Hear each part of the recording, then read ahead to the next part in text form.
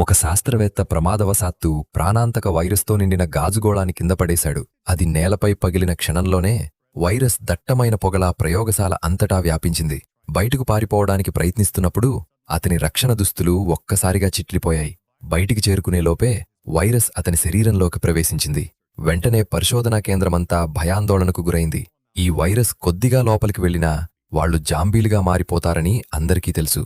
ప్రయోగశాల దూరమైన ఒక దీవిలో ఉండటంతో తప్పించుకునే మార్గం ఒక హెలికాప్టర్ మాత్రమే.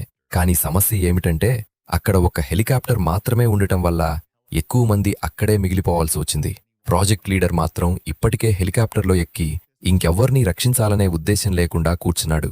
హెలికాప్టర్ ఎగరడం ప్రారంభించగానే నిరాశతో ఉన్న శాస్త్రవేత్తలు రైలింగ్ను గట్టిగా పట్టుకున్నారు. దాదాపు 100 మంది గాల్లోకి లేచారు. అదనపు బరువుతో హెలికాప్టర్ సంతులనం కోల్పోయింది. ఒక్కొక్కరుగా వారి పట్టు విడిచి కింద పడిపోయారు. వారు వదలకపోవడం చూసిన లీడర్ తన బ్రీఫ్ కేసును తెరిచాడు. అందులో వైరస్ నమూనాలున్నాయి. దాన్ని తెరవొద్దని శాస్త్రవేత్తలు వేడుకున్నారు. కాని అతను చల్లగా ఆ వైరస్ను వారిపై పోశాడు. కొన్ని సెకండ్లలోనే వారి శరీరాలు కరిగిపోయాయి. రైలింగ్లు పట్టుకున్న వారు కింద పడిపోయారు. విషవాయువు మొత్తం దీవి అంతటా వ్యాపించింది. చివరికి తన విఫలమైన ప్రయోగాన్ని దాచేశానని లీడర్ అనుకున్నాడు.